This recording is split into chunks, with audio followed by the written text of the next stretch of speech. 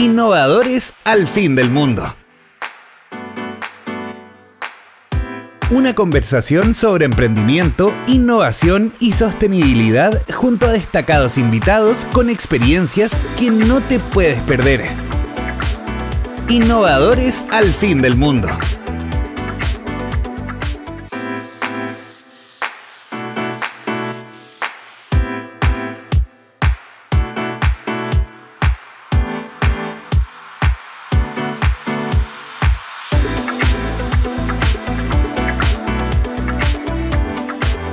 Bienvenidos una vez más a un nuevo episodio de nuestra cuarta temporada de Innovadores al fin del mundo, este podcast de emprendimiento, innovación y sostenibilidad.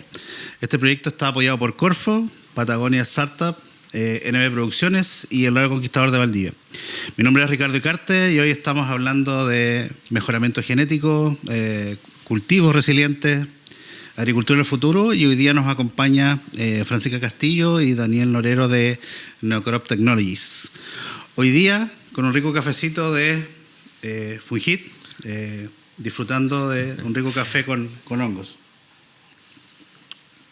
Así que le doy la bienvenida a Francisca y Dani. Tenía ganas de invitarlo hace bastante tiempo, así que coincidieron la agenda, así que bienvenidos al podcast. Muchas gracias, Ricardo. Estamos súper felices que estemos acá también en nuestro laboratorio grabando este video podcast. Sí, igualmente, muchas gracias. Al final se dio la oportunidad que habíamos estado conversando. Sí, estamos justamente, como dicen los chicos, estamos grabando aquí en los laboratorios de Neocrop, en las instalaciones donde desarrollan la tecnología que vamos a conocer. Vamos a partir, vamos a ponernos en materia para que la gente conozca acerca de ustedes y comencemos. ¿Qué cosa es Neocrop? ¿Qué hace hoy día Neocrop? Para poner en contextos, primero es importante recordar que todas nuestras semillas, ¿cierto?, agrícolas, todos los alimentos que provienen de plantas, han sido mejoradas genéticamente de alguna manera a lo largo de la historia, ¿ya? Desde que el ser humano empezó a seleccionar los alimentos y después a hacer cruces y selección, pudimos ir mejorando, y si tú comparas los ancestros de nuestro alimento, como vemos aquí estas semillas, no se parecen en nada. Entonces eso ha sido labor del ser humano. Estos procesos hoy día pueden demorar más de una década. Tener una semilla que sea más nutritiva, que sea más productiva o que resista las condiciones de sequía o las de calor, en proceso tradicional demora más de una década. Entonces, en Neocrop nosotros diseñamos una plataforma que nos permite acortar los tiempos de desarrollo de nuevas semillas mejoradas a un tiempo récord. Esto reduciéndolo a un tercio del tiempo tradicional, para que lleguen a los agricultores y consumidores en menos tiempo. Excelente. Algo importante es entender que esto es mejoramiento genético, no es modificación. ¿Qué nos pueden decir al respecto? Porque es súper bueno educar también a la gente que a veces no es partidaria mucho de estas modificaciones, y en definitiva esto es una mejora que hoy día con temas de cambio climático es relevante que existan soluciones como la de ustedes. Sí, pues como bien decía la Fran, el ser humano ha estado haciendo mejoramiento de los alimentos desde que salimos de las cavernas, desde que estamos en el campo. Y es muy parecido, por ejemplo, al celular. Nosotros todos los años estamos buscando tecnología del año, claro, no un teléfono del año 2000 ni hacia atrás. Los agricultores exactamente requieren semillas adaptadas a la fecha de hoy, que aguanten los desafíos climáticos de hoy en día, que rindan más. Y eso es una pega larga, que tomaba, como decía la Fran, 15 años o más. Y estas tecnologías justamente bajan el proceso a 5 años. Y ojo que nosotros trabajamos con edición del genoma, que es literalmente una tijera molecular con la que tú cortas el ADN de la planta. Puedes sacar algunos genes para buscar una ventaja, por ejemplo, que un trigo aguante más la sequía, mucho mejor, que tenga más proteína o más fibra. Y es un cambio muy preciso y dirigido. Esto no es transgénico, que no, de hecho, sea paso, no tiene nada de malo, pero aquí no se agrega nada de afuera. Muchas veces la gente confunde ese concepto de que hay transgenia, pero es algo muy natural, que es el CRISPR. Buenísimo, interesante. Y dentro de lo que están haciendo hoy día, o podríamos hablar incluso de lo que comenzaron a hacer, ¿cuál es el primer producto o dónde partieron haciendo este mejoramiento? Sí, pues bueno, en el portafolio de productos de Neocrop, el primero con el que partimos fue en trigo, la especialidad de Francisca y el cultivo estrella que tenemos. Estamos trabajando con la plataforma asociado a una empresa semillera chilena, Campex Bayer, y a una argentina que es Buck Semillas, estamos haciendo edición sobre sus líneas de trigo para aumentar el contenido de fibra. Hoy en día, no sé si saben las cifras, pero por ejemplo en Chile nosotros no comemos ni siquiera la mitad de la fibra dietética diaria que hay que consumir, que tiene toda una serie de beneficios en salud cardiovascular, en control de peso, en reducción de riesgo de cáncer, y justamente por un bajo consumo de verdura, de fibra. Y lo que buscamos aquí es poder suplementar esta fibra a través de un alimento muy consumido, que es el pan. O sea, el pan es uno de los alimentos más consumidos en Chile y Argentina a nivel global. Y la idea es a través de ese alimento dar la fibra extra, acercarse como a la dosis diaria. Es una solución, digamos, pragmática a nivel nutricional y también técnica para la industria semillera. Ese fue el primer producto. Y hoy en día estamos avanzando ya a aumentar lo que es tolerancia a sequía en trigo también. Sí, dentro de lo que están desarrollando, tienen varias líneas. ¿Qué es lo que están desarrollando últimamente? Lo que se puede contar, obviamente, dentro de lo que están desarrollando. Bueno, como decía Daniel, el trigo alto en fibra, que es para hacer un pan blanco, que ahí hay que hacer la distinción porque panes ricos en fibra o harinas ricas en fibra existen, pero generalmente es el pan negro, el pan integral, y nosotros apuntamos a aumentar la fibra en el endospermo del grano, que es lo que hace que la harina sea blanca. Ya. Eso por un lado. También un trigo resistente o tolerante a sequía. También estamos trabajando con lupino, que es una leguminosa de grano, que principalmente se ocupa en la industria acuícola, pero también está teniendo mucho interés en la alimentación humana por su alto contenido de proteína. Y ahí estamos mejorando para hacer la planta resistente a la antracnosis, que es una enfermedad que cuando ataca el campo puede matar hasta el 100% de la producción. Y por último, una avena rica en beta-glucano, que es un compuesto saludable que también se busca en la industria, que previene la hipertensión. Esos son los 4 desarrollos a nivel de desarrollo de nuevas variedades, pero también tenemos otras líneas de negocios, de servicios que hemos ido abriendo. ¿Y estos servicios partieron por alguna inquietud profesional o detectaron un problema y dijeron, aquí vamos, esto es lo que va a liderar lo que estemos desarrollando? ¿Cómo fue esa parte del inicio con esa primera parte? Sí, mira, bueno, en mi caso vengo de la academia, ¿cierto? Soy bioquímica, después hice un doctorado en ciencias agrarias. Ahí me especialicé en todo lo que era mejora genética de cultivos y vislumbré esta necesidad, ¿cierto? Que bueno, hay desafíos globales que enfrenta la agricultura. Por un lado está toda la presión demográfica, en donde tenemos que incrementar en un 50% la producción alimentaria para el año 2050, que está a la vuelta de la esquina. Y por otro lado tenemos la presión del cambio climático, en donde tenemos que adaptar nuestros cultivos, ¿cierto?, para la seguridad alimentaria. Y una presión fuerte también de los consumidores que demandan alimentos mucho más nutritivos. En esto, digamos, de poder estar desarrollando investigación en esta área, vimos la necesidad que en el fondo acá en Chile no se estaba haciendo nada a nivel de biotecnología agrícola. O sea, los programas de mejoramiento son demasiado tradicionales, funcionan obviamente, pero toman mucho tiempo, como dijimos. Entonces vimos esta oportunidad y ahí unimos nuestras experiencias. Por un lado Daniel, por todo el tema de su expertise de regulación de la biotecnología agrícola, comunicación también científica, que es súper importante en este rubro. Y un tercer fundador, que es Sebastián, que es mi hermano, que él apoya con toda la parte de tecnología, desarrollo de software, y ahí pudimos unir todas nuestras expertices para poder desarrollar esta plataforma y entregar esta solución. Sí, quiero tener un poquito en esa parte de cómo se conocieron, pero porque nos conocimos inicialmente nosotros en el ecosistema acá en la región de Los Ríos, en el desarrollo de eventos biotech, ahí te conocí a ti, pero siempre quedé con la duda de cómo se conocieron ustedes dos, con Daniel, qué estaban haciendo ustedes dos y cuándo decidieron cruzar los caminos para potenciar lo que es hoy día Neocrop.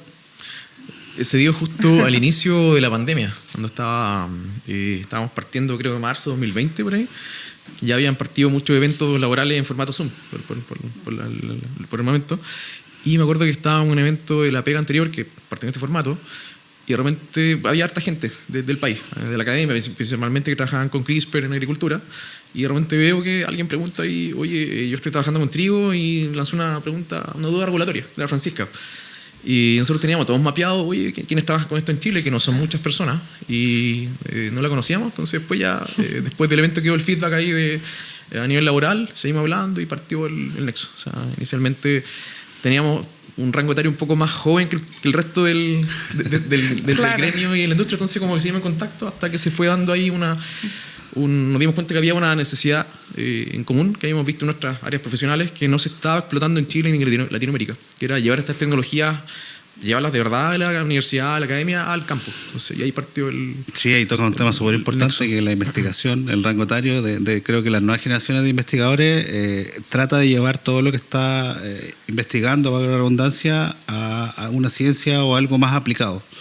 Creo que ustedes lo están haciendo hoy día, y este reunirse creo que es un gran potencial de sumar un par. Me gustaría agregar que, claro, si bien nos conocimos en ese contexto de pandemia, La otra parte ahora. fue algo que en realidad a mí me había costado ver en otras personas, digamos, con las que me relacionaba y me vinculaba, y por qué pensé también en Daniel como un cofundador, porque la pasión para mí esto es fundamental en cualquier emprendimiento, y Daniel era un apasionado, al igual que yo, de estas nuevas tecnologías, estaba súper al día como nadie en todo lo que estaba pasando a nivel global. Entonces yo partí más con una idea de hacer como un centro de investigación, también con la mentalidad muy científica. Claro. Y Daniel como que cambió eso y dijo, bueno, pero ¿por qué no somos una startup? Del mundo privado. Además del mundo privado. Culpa de Dani y el startup, qué bueno. Y ahí empezamos a meternos en el ecosistema, Claro. aprender mucho también Y lo otro del área. bueno fue que nos acercamos tempranamente a la industria, o sea, no fue una idea que se nos ocurriera así 100% a nosotros y dijéramos hagámoslo, sino que validamos Súper con la importante industria que existe la necesidad. Sí. Y ahí teníamos algunos amigos, por ejemplo, los de Buck Semilla, esta empresa argentina, y después nos acercamos a Semillas Bayer acá en Chile, y ahí fuimos también co-desarrollando las necesidades. Bonita la palabra esa co-desarrollo, de ahí la vamos a conocer un poco. Dani, tú que partiste con este foco más startup, ¿cómo pensabas que iba a ser ese arranque? Porque para ser startup primero hay que tener una solución, ya la tenían. ¿Cómo fueron esos primeros pasos ya considerándose startup? Ya, porque tiene una forma de ser, no es un centro de investigación, no es una investigación tradicional, sino que ya una startup tiene un propósito distinto, de escalar, digamos. Sí, obviamente con la Fran partimos en un principio muy en tema de la idea, formulación de proyectos. Justo la pandemia nos dio como una especie de tiempo libre a harta gente, y lo ocupamos en ese delta, en empezar a formular proyectos, darle una vuelta, hablar con los partners, los asociados, clientes, y empezamos a ver cómo darle la forma. Y el primer punto inicial que nos permitió ya como dispararnos y dedicarnos full time a esto fue cuando nos adjudicamos un fondo ANIT, digamos, en el año 2021, sumado a capital que pusimos nosotros entre los socios, ya nos permitió partir en este mundo. Claro, como te contamos, somos del mundo más agrícola, de biología molecular, bioinformática, entonces tuvimos que igual ir aprendiendo ciertas habilidades más financieras que en el camino se fueron puliendo, y para lo que es todo el tema del levantamiento de capital. Bueno, y nos conocimos por ahí en Austral Angel en algún programa. Fue nuestro primer programa de formación. Sí, fue el acercamiento a esa área. Sí. Y quiero entrar un poquito en ese detalle porque, de hecho, yo los conozco desde ese tiempo, y no es un camino fácil, que a veces se cree porque tengamos una innovación, el capital va a llegar rápido, o estos procesos quizás van a ser más rápidos. Sí. Acá en Chile obviamente no son tan rápidos como afuera. Tuve la experiencia también de estar en Estados Unidos. Cuéntame un poquito cómo fue esa interna, porque la verdad es que no es siempre grato ese episodio, pero lo pudieron sortear a buen término, digamos, con sus inversores. Sí. Me acordé, hablando de eso, de la primera presentación que tuvimos con un fondo, ¿verdad? Un fondo del ERCE. No teníamos preparación todavía en el tema, y el tipo que estaba ahí, que era como el managing partner en el momento, se aburrió, así como que no nos pescaba. Es muy científica la presentación todavía. Muy a pesar que yo la había todavía, la Francisca es full científica, muy clear. Yo como traté igual de adaptarle un poco a un lenguaje un poco más entendible, pero aún así el compadre estaba aburrido y fue la primera presentación. Entonces, después uno tiene que salir tirarse a la piscina, ¿no? Empezar a hablar o contactar fondo, y lo fuimos haciendo de esa forma. Al principio cuesta, porque te dicen, estáis muy verde, estáis en fase temprana, quieren un resultado, algún hito. Y ahí conversemos. Y no es tan conocida la biotecnología, todavía no está tan desarrollado como quisiéramos. Y son fases largas. Esto no es como hacer un software puede hacer en un mes, 2 meses, sino que te puede tomar 2, 3, 5 años. Sí. Y ahí está lo difícil de nuestra área. Y conocer técnicamente si es que esto va a funcionar, que los valores técnicos que siempre hablamos dentro de este mundo biotech. Claro. O tener la confianza en que esto va como tendencia y va a llegar a buen puerto. Pero siempre ha sido un camino difícil. Sí, pero ahí fue clave, o sea, todos estos programas de formación partiendo por Austral Angels, que nos formó en todo el lenguaje de levantamiento de capital. El Spanglish. Sí, o sea, fue clave. Y claro, como decía Daniel, nosotros partimos armando esta plataforma primero con la expertise de conocer la tecnología, también los primeros esbozos del desarrollo del software, que eso también fue en pandemia, y el tema de la cámara de crecimiento acelerado, que montamos una cámara prototipo en la casa de mis papás, y también ahí demostramos que sí se podía acortar los ciclos de los cultivos. Y bueno, yo antes había montado una cámara también en la Universidad Austral, entonces ahí nos fuimos armando de esos validadores también que eran necesarios para postular a proyectos, los preliminares que siempre te piden. Y que los inversores también te van pidiendo. Y que los inversores piden. Oye, cuéntame, Fran, ¿cómo fue esa relación con su inversor? Que igual fue un proceso largo. Interesante, que también es amigo de la casa. Le enviamos un saludo ahí bueno, tú cuéntanos un poquito quién es ese inversor.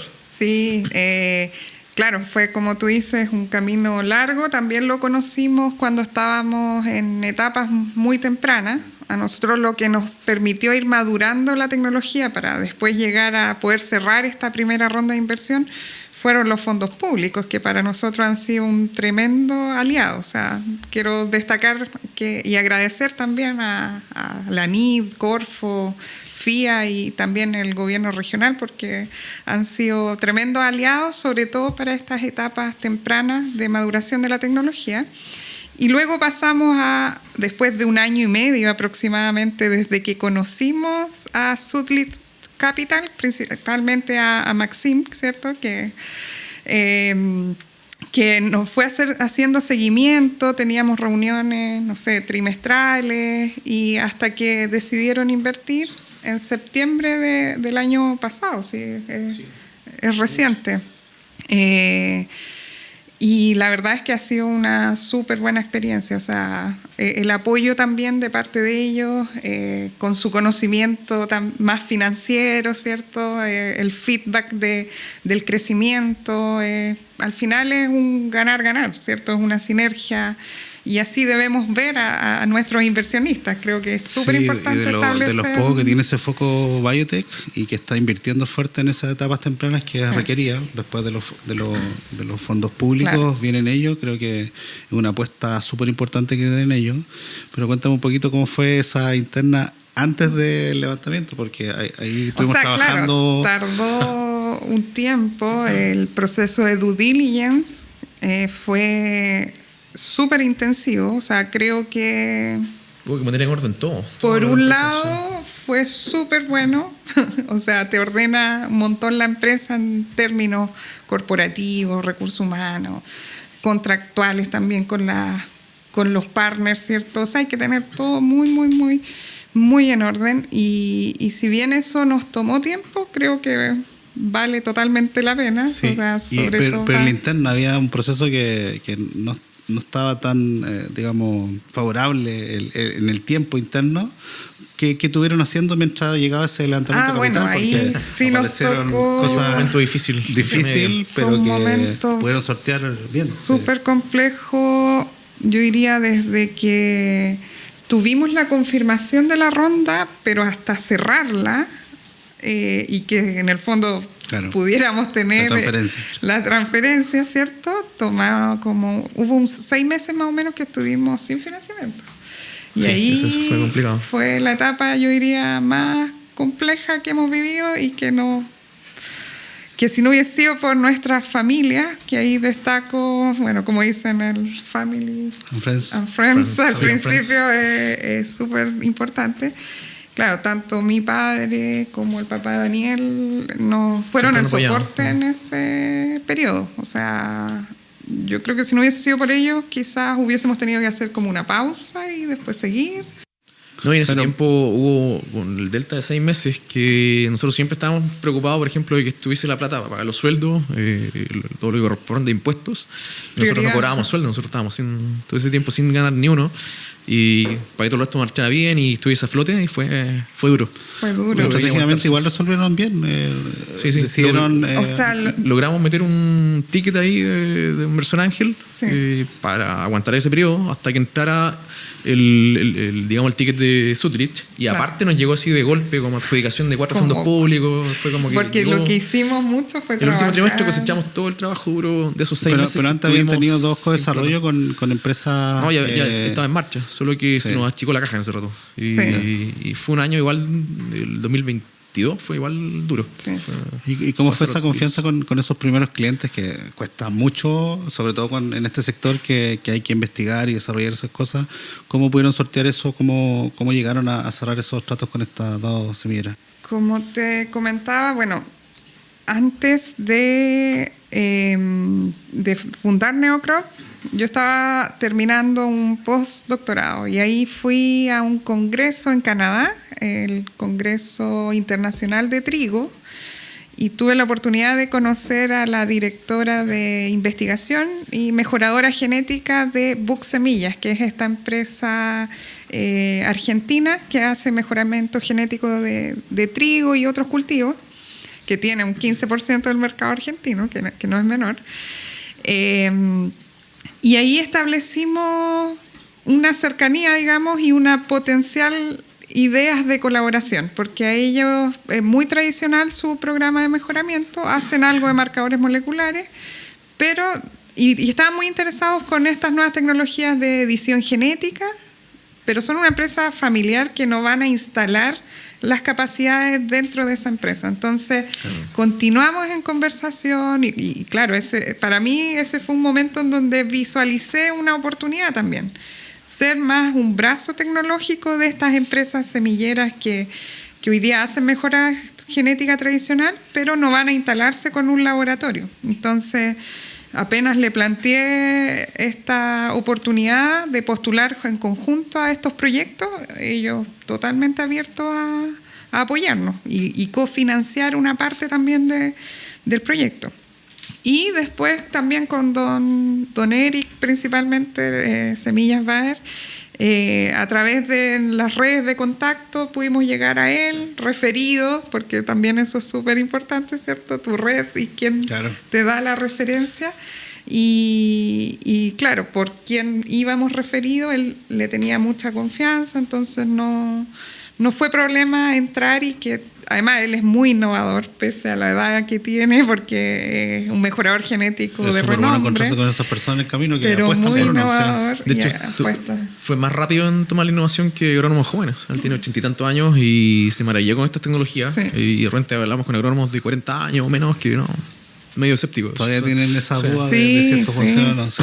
Así que él apostó por esto y también apoyando con cartas de apoyo y parte en cofinanciamiento financiero, digamos. Sí, bueno, esa parte es súper importante, que estén vendiendo y levantando capital, porque a veces el foco puede ser levantamiento de capital, pero en definitiva no hay que dejar de vender porque esa puerta de levantamiento puede ser larga y quizás una venta esté a puertas de poder ejecutarse. Así que, es parte de lo que estamos haciendo ahora. De hecho, este año ya estamos más estabilizados en clientes a través de nuestras redes, de los eventos que hemos podido ver en público. Hemos hecho hartos nexos y estamos ahí avanzando con nuevas empresas. Sí, bueno, en la última parte de este podcast vamos a pasar un poco a cómo podemos aconsejar a los emprendedores entregándole algo de contenido de valor. Así que vamos a hacer una pequeña pausa. A quienes nos escuchan a través de Spotify y YouTube, los invitamos a que nos sigan en nuestras redes y en nuestras plataformas de Innovar al Fin del Mundo. Y retornamos con Francisca Castillo y Daniel Norero de Neocrop. En esta parte queremos conversar un poco más acerca de cómo trabajan ellos en el emprendimiento, cómo arman equipo, y la verdad es que cuando los invitamos nos dimos cuenta que ya conocíamos parte del trabajo de ellos, pero había un detalle, quizás una fórmula que le está dando quizás algo de éxito en el trabajo de equipo interno, que han crecido bastante. Ya nos va a contar de cuánto han crecido, pero hay un tema metodológico que nos vas a contar, pero me gustaría conocer cómo es la interna del trabajo de Neocrop hoy día, y cuéntanos un poquito cómo han ido creciendo en equipo igual. Bueno, primero, el equipo sabemos que es súper clave, ¿cierto? Para nosotros hemos destinado bastante tiempo en hacer entrevistas, ¿cierto? Toda la parte psicológica, y hoy día somos un equipo de 8 personas que incluye 3 doctoras, magíster, personal profesional, ¿cierto? Y técnico, también en la parte administrativa con gran apoyo. Y eso también contando tal vez un poco algunos servicios que subcontratamos, como la parte del CFO, toda la parte financiera, que es súper importante, los abogados, que para nosotros también igual han sido clave, trabajar con... Pero súper importante para la propiedad intelectual. Con el staff y todo el tema contractual, acuerdos comerciales, o sea, hay un montón de cosas y aristas que ven ellos. O sea, el equipo es grande. Sí. Claro, o sea, generalmente uno cuenta el equipo interno, que ya somos 8, y de muy buen nivel, y destaco a todo nuestro equipo, la verdad, que también tienen un propósito común. Yo creo que están muy alineados con lo que estamos haciendo, que eso también es súper clave para el éxito interna. Y la cultura interna, que cada vez la estamos afinando más y dándole más importancia, ¿cierto? Porque mejor instaurarla ahora que somos relativamente pequeños antes de crecer tanto. Y bueno, algo que a nosotros nos marcó la diferencia en cuanto a nuestra organización es integrar en nuestra planificación lo que son las metodologías ágiles.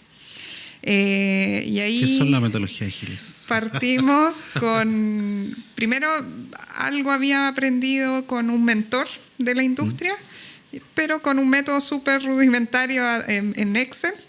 Y mi hermano, que también es fundador, ¿cierto?, que es Sebastián Castillo, él es Scrum Master, que es una metodología que usan mucho en el desarrollo de software, en donde van estableciendo ciertos hitos y ciclos de trabajo semanales o cada 2 semanas. Y para eso estamos usando un software también, una aplicación que es Jira, que nos permite ir planificando en estos ciclos de 2 semanas nuestras actividades, y eso vincularla a objetivos de desarrollo, ¿cierto? Y a un timeline que tenemos también por desarrollo, por cada proyecto, y asignar responsables del equipo, y que todos en el fondo estemos súper coordinados dentro de nuestro equipo de trabajo. O sea, y súper importante dentro del mundo de la startup biotech, que tiene que ver con que son procesos muy largos y las investigaciones también son muy largas. Entonces eso creo que aterriza y lo hace efectivo, y optimiza todos los ciclos y los tiempos para poder trabajar e ir a avanzar con objetivos claros. En nuestro caso, por ejemplo, la propuesta de valor de la empresa, que es el tiempo récord, es importante cumplir con los tiempos de entrega a los clientes, y justo estas tecnologías que usamos, claro, al principio cuesta quizás adoptarlas, a veces puede ser incómodo, porque viene de otra industria. O sea, el Seba, que había sido gerente en la industria del software, lo trajo a Biotech, pero sirvió harto porque te ordena, sabes cuál es tu productividad, saben que está tu socio fundador, en que está todo el equipo. Si tienes algún retraso o alguna duda, entre todos nos ayudamos. Entonces, por ejemplo, los fundadores tenemos reuniones todos los días, reportando qué hicimos ayer, qué vamos a hacer hoy día. Los chicos en el lab también, reuniones cortas, de 10 minutos o menos. Claro. Y nos mantiene al día en lo que vamos y en las líneas también de proyectos. O sea, a veces son muchos proyectos para no diluirse y ver que estén todas las etapas, las fechas de entrega correspondientes. En el fondo tiene el fin de clarificar las actividades y desmenuzarlas, digamos, en lo más concreto que podamos, cosa de que nadie tenga bloqueos entre medios de qué es lo que hay que hacer, con qué seguir o cómo priorizar cuando hay un montón de actividades y proyectos andando. Entonces, eso nos permite ir avanzando de manera mucho más eficiente, productiva. Y también, claro, esas reuniones cortas de 10 minutos te permite desbloquear si tienes alguna duda o bueno, también estamos siempre presentes en caso de que se presenten. ¿Y cómo ven que ha resultado esta implementación de esta metodología? Porque no es habitual en el mundo de biotech, que en definitiva son procesos largos, el antes y el después, de cuando fue creciendo el equipo, de cómo se va implementando. O sea, me imagino que el Scrum Master está ahí empujando eso, pero sí. ¿Cómo lo ven ustedes? Que ha resultado, obviamente que la parte inicial es súper complicada, la adopción de la metodología, pero me imagino que hoy día ya están viendo frutos. ¿Cómo se sienten cómodos con eso hoy día? Súper bien, sí. O sea, además mejoró muchísimo la comunicación interna del equipo, que eso a veces generaba ciertas descoordinaciones dentro del equipo. Por ejemplo, el equipo más científico que hace las transformaciones genéticas tiene que estar muy en contacto con el agrónomo que cuida las plantas, ¿cierto? Y que monitorea el estado en el que están las plantas y estar estas dos áreas muy en coordinación. Entonces, con esta metodología nos mantenemos todos muy, muy, muy al día y coordinados de lo que están pasando en las distintas áreas. Entonces, eso quizás antes generó ciertas descoordinaciones o retrasos también en ciertas actividades. Y hemos notado el cambio al implementar estas metodologías. Y para entender un poco en simple cómo funciona esta metodología ágil, ustedes van ordenando tareas, las ponen en ejercicio y después ya están listas, pasa alguna revisión, porque bien metodológico estos son pasos a seguir en definitiva en ciclos cortos. ¿Cómo lo van haciendo ustedes en estas reuniones de equipo? Sí, bueno, ahí cada uno ocupa su cuenta, su plataforma, va ordenando las tareas por prioridad, por importancia. Si de repente hay un incendio que tienes que apagar, le pones una banderita roja, por ejemplo, casos particulares. Pero ahí tú vas viendo lo que llevas, lo que vas, puedes subdividir por tareas para ver qué grado de avance lleva la tarea en su totalidad. Y en las reuniones vamos viendo, o sea, oye, esto llevo, esto me falta, este es el foco, puede que me quede corto, la otra semana hay que darle más foco a esto, y así, variable. O sea, hay ciertos rituales que... Una es el sprint planning, por ejemplo, que es donde nos juntamos a planificar, ¿cierto? Le podemos dedicar 2 horas a estar ordenando muy bien cómo va a ser el ciclo de las siguientes 2 semanas. Después, al finalizar ese ciclo, hay toda una revisión de qué se hizo, retrospectiva, qué se hizo, qué no se hizo, por qué no se hizo, qué bloqueo tuviste, y empezar a entender el funcionamiento, ¿cierto?, de las actividades diarias. Y también está ese ritual de 10 minutos o 15 minutos todos los días para organizar el día. Con qué actividades voy a tomar y voy a hacer en ese día. Entonces, vale la pena dedicarle esos tiempos porque... Completamente recomendado, sí, entonces totalmente recomendado. Y ahí tú, claro, haces una lista que es todo el backlog, ¿cierto? Y después vas tomando una actividad y la pasas a in progress y después cuando ya está lista, a done. Lo que aún nosotros no hacemos es asignarle como una métrica o una... como estimación de horas, un puntaje que se usa para sacar rendimiento. Claro, porque igual es bien un poco difícil todavía en ciertas actividades, pero de a poquito yo creo que vamos a ir implementando. Sí, bueno, hay temas de OKR, de KPI que seguramente vamos a tocar en otros capítulos. O sea, métricas sí, de cumplimiento de hitos, pero estimar como en horas cuánto me va a tomar hacer la actividad X, la actividad Y. A eso se le asigna un puntaje en los que hacen desarrollo de software. Es quizás más fácil, entre comillas, hacerlo, pero para nosotros eso... Cuando vayan completando más ciclos quizás va a ser como el historial, van a saber cuánto realmente se van a demorar en eso. Y lo otro, ustedes tienen roles dentro de esta metodología de, no sé, Dani está a cargo de cierta área, y porque esto hay que entender lo que sirve para crecer equipo. Sí, en definitiva, alguien va a estar en la cabeza y te va a tocar dirigir esa parte. ¿Lo están viendo así ahora? Sí, o sea, claro, hay roles bien establecidos y también dentro de nuestro equipo científico para estos rituales diarios, digamos, uno del equipo es quien lidera la reunión y así, o sea... Y también ahora que estamos en fase de crecimiento, también pensando en que vamos a necesitar estos cargos medios igual, ¿cierto? Para ir liderando los distintos equipos. O sea, también te va mostrando las falencias que pueden ir surgiendo más hacia adelante para ir construyendo más equipos, ¿cierto? ¿Aparece eso? Ahí ¿sí? nosotros nos damos cuenta, y eso es lo bueno de vincularlo a un timeline o a un cronograma de objetivos y cumplimiento de hitos, porque podemos ver cómo estamos avanzando. Entonces, si le queremos poner más velocidad, obviamente quizás se va a necesitar más manos. O si tomamos un proyecto adicional, claramente o retrasamos esto, si lo hacemos con el mismo equipo, o tenemos que armar un nuevo equipo. Entonces, en esa fase justamente estamos. Y es un súper indicador por si... Y la velocidad es clave. Hay que apurar una ronda siguiente de capital, por ejemplo, porque ahí si quieres más velocidad seguramente necesitas más recursos, más gente, claro. Pero... Y para eso es súper bueno, porque tú vas viendo cómo avanza el tiempo y en qué línea estamos por cada objetivo. Porque cada actividad se vincula a un objetivo. Entonces... Sí. Bueno, el software que están ocupando hoy día es... Jira. Gira. Perfecto. Sí. Jira de la familia, software, de la familia de Trello, que es algo que nosotros claro, es como el Trello. Enseñamos. Trello es como la primera capa, súper simple, pero Jira me imagino que son proyectos más complejos, súper recomendados, así que a la audiencia que les vamos a dejar el link después en los créditos para que puedan usarlo y se incorporen a eso, pero ya nos dimos cuenta que sobre todo en un sector que no es tan usado, en el sector biotecnológico, funciona bastante bien, así que muchas gracias por esos consejos. Bueno, estamos llegando ya al fin de nuestro podcast. Ha sido una grata conversación, podemos estar todo el día conversando, pero en definitiva quisiera quedarme con algunas cosas importantes que me ha tocado conocer el crecimiento de ustedes, pero también han pasado por cosas de alegres y tristes, anecdotarias o no.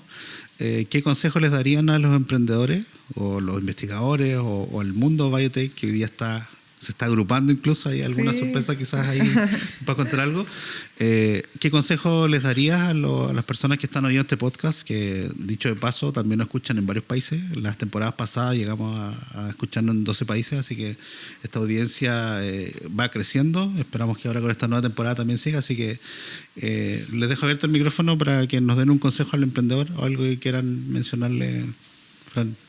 Sí, bueno, lo que tú mencionabas, si bien quizás de afuera o como uno muestra, ¿cierto? Es el Neocrop en este caso, no ha estado exento de obstáculos, de desafíos y el crecer en sí, o sea, es un tremendo desafío que hoy día estamos tratando claro, y crecer de forma sostenible y crecer en equipo y tener todo. Entonces ahí yo creo que es fundamental que cualquier emprendedor tenga convicción y resiliencia. Yo siempre lo digo. Son los dos ingredientes clave y propósito también. Creo que son tres cosas que hay que tener como emprendedor para poder persistir, ¿cierto? Y seguir en el camino de buscar distintas vías y alternativas para llegar a tu propósito. O sea, es un camino diario. Es un camino diario. Y que está acompañado, y que no dejen de lado el tema del autoconocimiento, porque creo que emprender de por sí te lleva a un camino de autoconocimiento y de ir fortaleciendo algunas habilidades que son necesarias para este camino. Y te lleva a conocer tus límites, porque me imagino que uno sabe que tiene una formación y después el estrés o todos estos caminos que no son tan buenos te hacen decir, oye, yo fui capaz de hacer esto también, o Claro. aprender una nueva habilidad, Yo creo que ahí, una nueva herramienta. como sí. decimos, el ancho de banda emocional de un emprendedor tiene que ser... Y ahí yo conjugo el hecho de que Tremendo. es importante igual considerar equipos con habilidades diversas, o sea, no solo técnicas, sino que también blandas, y estamos relacionados al hecho de conocerse. O sea, Uf, todos eso tenemos es súper realmente una faceta muy buena en lo técnico, en lo blando, y otras muy malas, que tu socio founder puede tener lo que falta, y viceversa. Entonces, ese complemento es muy importante a la hora de tanto las negociaciones, de trabajar, conocerse bien, como decía la Fran, y de repente considerar tener founder que ojalá sean muy distintos a ti, pues te van a complementar en cosas que te van a faltar. Y la resiliencia, eso es clave. O sea, hay Sí, que, un buen chileno decir tener cuero chancho nomás. ¿No? Sí. Si tú no lo haces, nadie lo va a hacer. O sea, Sí. Y también del equipo, o sea, para nosotros ha sido clave igual, o qué miramos en las personas que hemos contratado, el tema valórico, o sea, más allá de la expertise técnica, ¿cierto?, que andamos buscando, la persona, o sea, es fundamental no caerse en sí, está eso. alineado con la misión y los Es valores. verdad, porque en de definitiva nosotros. es alguien que va a representar a la empresa en diferentes áreas, tanto internas como Y la afuera. dinámica, Sí, claro. o sea, y sabemos que el equipo es clave. Sí, Entonces, y lo que decías tú, Dani, de ser complementario, bueno, no sé si lo comentamos alguna vez cuando fueron a Estados Unidos, Fernando Franco, ahí de Campfire, y le mandamos un saludo ahí a Fernando. saludos. Nos comentaba que ustedes eran un complemento, que se potenciaban cuando estuvieron allá. Veía que ese trabajo conjunto, así como tú decías, esas diferencias que existen, permiten hacer uno más grande. Claro. Y yo creo que eso es súper difícil, la verdad, que lo que han logrado ustedes de compenetrarse, creo que es súper difícil, primero encontrar ese founder. Sí. Pero si ya lo tienes, hay que potenciarlo, y creo que justamente es esa diversidad, porque a veces estamos buscando que sean parecidos a uno, y la verdad es que Claro, no hay mucho ahí, Eso van a ir hacia un solo lado, así que creo que es súper valioso eso de ser complementarios, eso es súper valioso. ¿Hay algo que quieran contar que estén haciendo? ¿Hay algo que haya pasado en el ecosistema donde que vean que está creciendo el sector biotech? Ahí Francisca Sí. tiene novedades. Ajá, ¿Sí? sí. ¿Hay algo que se pueda contar? Hace ¿Sí? poco, claro, la semana pasada estuvimos participando de un encuentro en Puerto Varas, de un encuentro biotech en donde hubo 90 participantes aproximadamente, principalmente de startups biotecnológicas y también inversionistas y distintos actores del ecosistema. Y el objetivo de eso era poder levantar los desafíos comunes, ¿cierto?, los propósitos comunes, y poder unirnos en alguna agrupación o gremio, que por ahora no se ha definido la estructura, pero al menos todos manifestamos una carta de intención, y se tomaron algunas primeras acciones, se hicieron mesas de trabajo en donde se pudieron concretar, digamos, en un listado de desafíos que son comunes. Entonces, está la energía y la motivación de hacer cosas en esta línea, y lo bueno es que también de parte de los inversionistas, entendiendo un poquito más de los tiempos, ¿cierto?, o apostando por esta industria que sabemos que puede ser clave para el futuro, ¿cierto? Y está creciendo mucho a nivel global y desde regiones que claro, éramos poquitos los representantes de regiones, porque atrajo empresas de todo Chile, o sea, hasta o del sur, digamos, porque habían algunas de Antofagasta, de Coquimbo. Así que estuvo muy, muy interesante, y va hacia allá, o sea... El sur liderando esa área biotech. Sí, en la región la tenemos presente, y que vamos a seguir empujando igual con ustedes, imagino que les siga yendo bien. Sí. Así que... Es bonito ver esa formación de polos, de ecosistema en el país. Pues. Y acá esperamos acá hay talento, levantar el de Valdivia.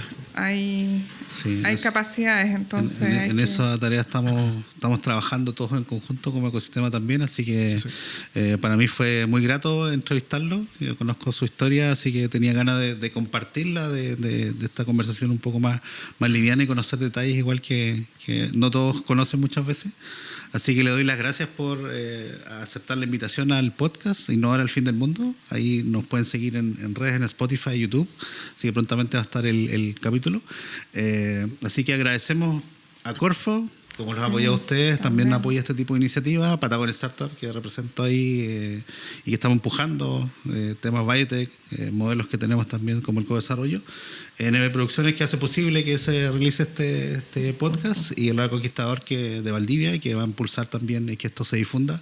Así que agradezco la participación de ustedes, agradecido de esta conversación. Así que nos vemos en un próximo episodio de Innovadores al Fin del Mundo. Buenísimo.